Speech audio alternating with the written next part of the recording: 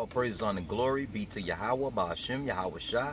Salutations to the Akim out there pushing this truth and sincerity. Safety, peace, and blessings to the blessed elect of the house of Israel.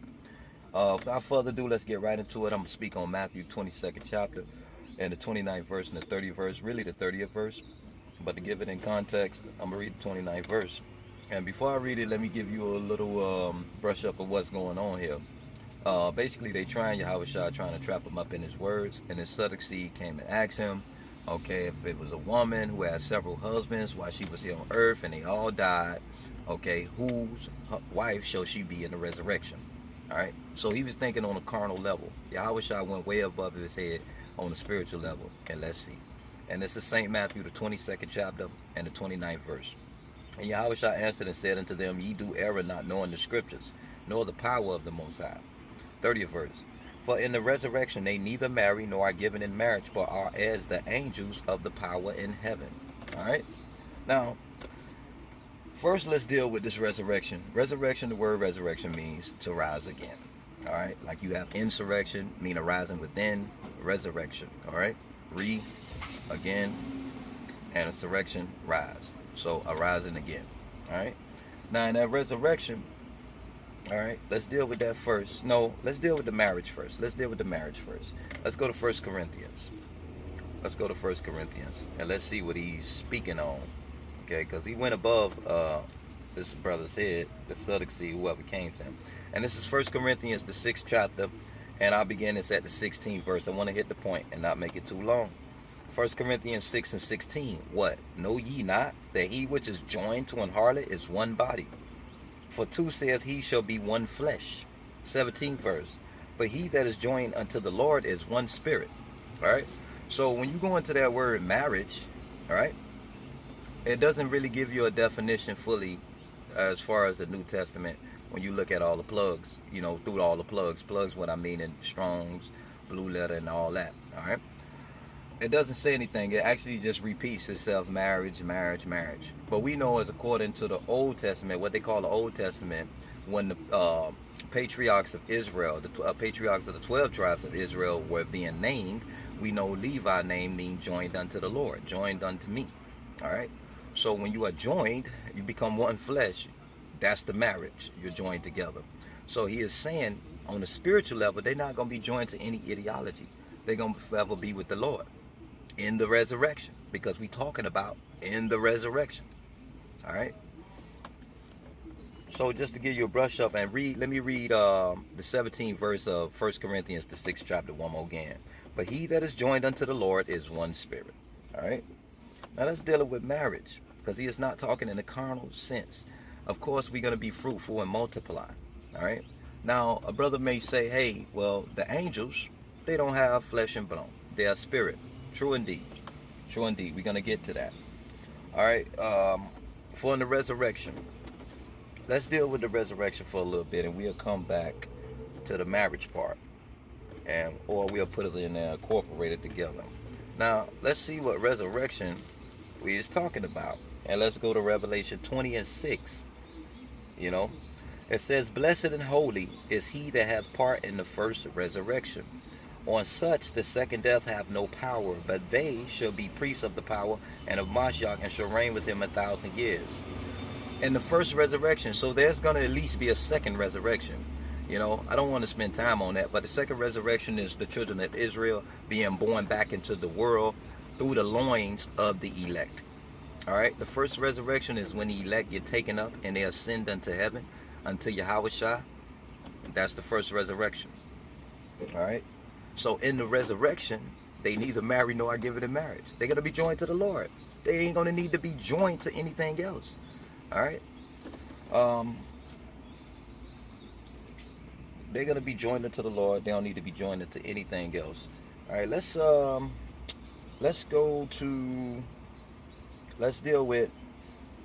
a little bit more with that.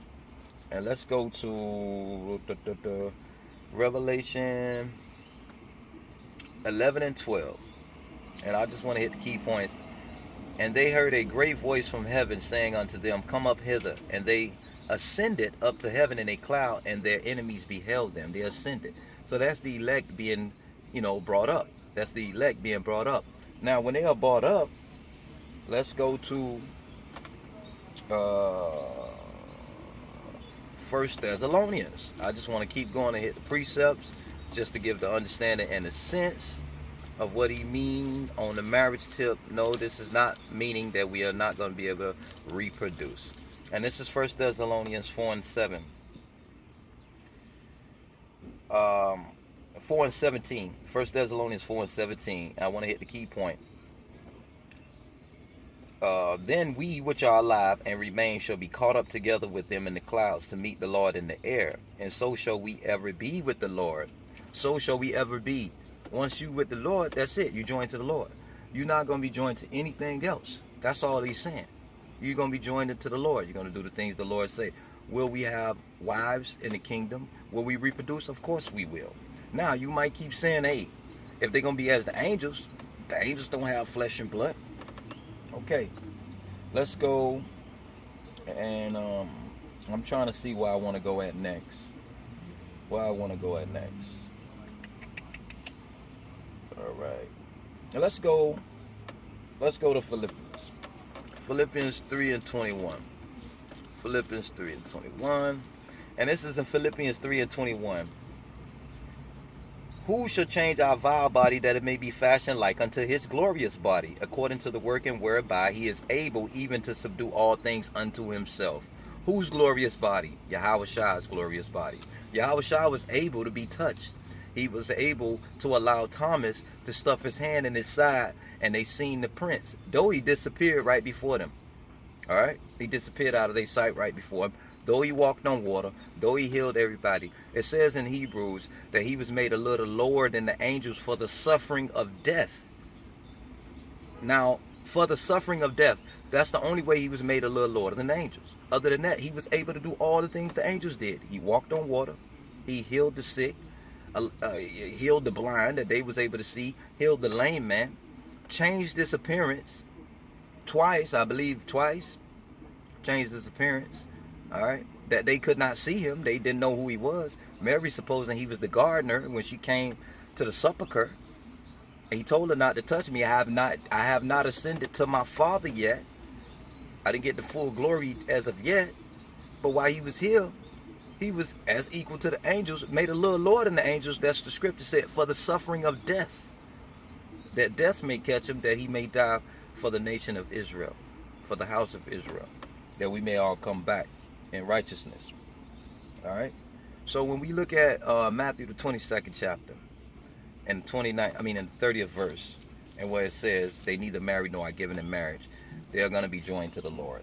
All right, I want to hit one more scripture in Revelation just to show you, and this is Revelation 21 and 2.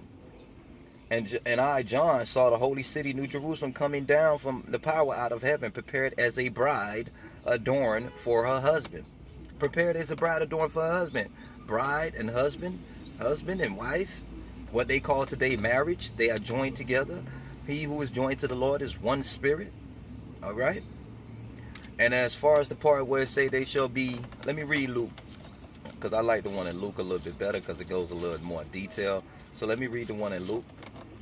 And this is Luke, the 20th chapter, and I begin at the 34th verse. It's just a reiteration of Matthew 22nd chapter, but a little more detail and deep. And it reads,